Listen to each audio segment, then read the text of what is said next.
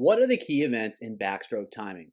Hi everyone, Andrew here, helping you help your swimmers get faster. And today we're going to talk about timing and rotation in backstroke.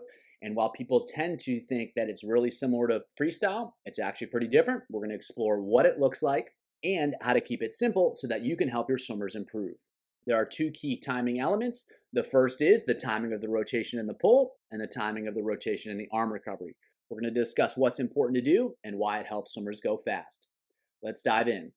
So the first key concept is that rotation does not happen consistently throughout backstroke. It happens in spurts, and it does so that swimmers can optimally use the arms to create a lot of propulsion. So what we're going to do is we're going to take a look at the middle section here. So if we see this Nike symbol on Aaron's hip, what we're going to do is watch how that moves or doesn't move as he goes through the pull.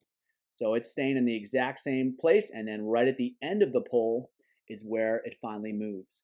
And so throughout the entire pull, there's very little rotation of the torso.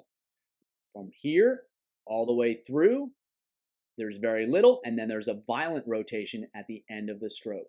And so the reason for that is, in order to get the arm in an effective position to create a lot of propulsion, and so that the strong muscles of the chest and the back can work, the shoulder has to be down, the body has to be rotated down. It doesn't have to be a lot, but it has to be a little bit. And so what you can do here is just try to rotate away and then see what position your hand ends up in and your arm ends up in, and it's not a strong one.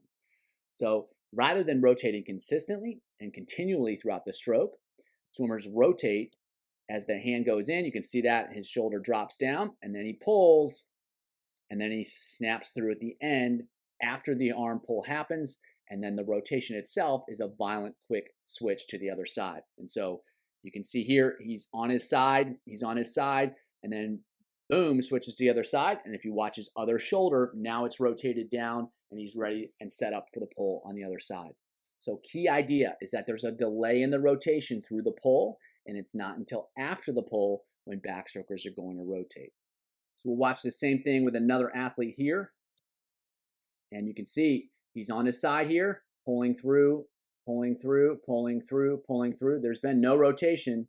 And then right at the end, that's where you get that rotation. So the entire pull happens, and then the rotation happens. So on his side, and then boom, that's where the rotation happens. So it's a delay in the rotation. It's not a continuous action. We'll watch one more swimmer here just to show that it's not just a couple swimmers that are doing this. So she's on her side. There's very little rotation. She pulls. You can watch the back of her suit. It's not moving at all. She's pulling. And then you get that shift. You see the back of her suit start to move. It's not until after she takes the pull that it happens. And we'll watch it on the other side. Stable. And then right here, boom, she switches out of it after she takes the pull. And so again, they're doing that for a reason. They're doing it so that they can still have the forearm facing backwards, and they can use the strongest muscles of their body to pull the arm straight back. When they rotate away from it, they can't use those muscles anymore, and the pull is going to be a lot weaker. So it's a key aspect of backstroke timing because it allows for an effective pull, and without an effective pull, it's going to be very difficult to create speed.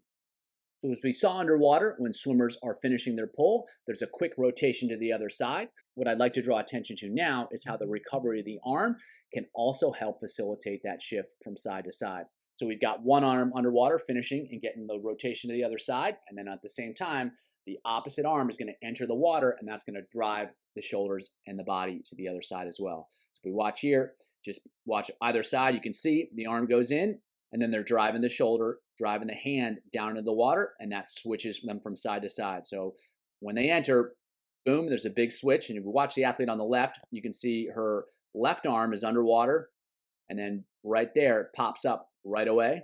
And you can see the same thing with the other athlete on the other side. Hand enters, and then boom, the other arm pops up out of the water.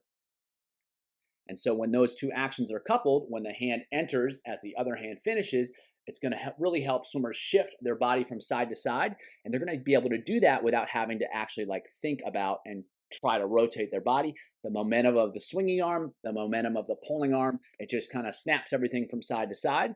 And that allows them to quickly get in position to pull with the other arm. And so it's really important for the recoveries to be fast and aggressive so that they can facilitate the rotation from side to side in conjunction with what's happening underwater with the pull. So as we'll see here, the hand enters and he's getting on his side. He's using the arm recovery to drive into the water, to drive onto the other side. And he's pulling straight back and then rotating. And you can see on that other arm, slams into the water, drives the other shoulder to the bottom of the pool, and then gets the other hip up, the other shoulder up. And this is happening in a 50 backstroke race, pretty close to world record speed at the time. And he's still executing these same skills. Hand slams into the water, gets him on his side. He pulls back without rotating, and the other arm is facilitating rotation on the other side. So even at speed, it's still happening. We'll take it one more look here, as this is a great view to see how both of these actions are happening at the same time. So she's pulling with her right arm here. She's staying on her side, and then at the end, she finishes the stroke and then enters on the left side, and you can see that quick rotation to the other side. And then she's staying on her side, and then snap through the finish and the hand, and so she quickly goes from on the left to on the right. And so these actions are happening together, and the more that the finish of the stroke and the entry of the other arm can help switch from side to side, it's going to help that transition, and that's going to allow swimmers to get into a position to pull back effectively, like she is right here. And then she can quickly, once the pull's done, switch to the other side, and now she's in a position to pull effectively on the other side, and then bam, switch again to the other side. So rotation is ultimately pretty simple. Swimmers have to stay on their side a little bit longer so that they can really optimize and maximize the pull. The drawback of doing so is that now they have to quickly switch to the other side because they've taken so much time to be on that one side. But they can do that by timing the finish of the stroke to pop the hips over, and then also using the recovery of the opposite arm to drive the shoulders down into the water. And that's going to help the swimmer, when done at the same time, quickly snap over to the other side. And when they can do that, they're going to be able to swim a lot faster, which is what we're looking for. Hope that was helpful. As always, keep it simple.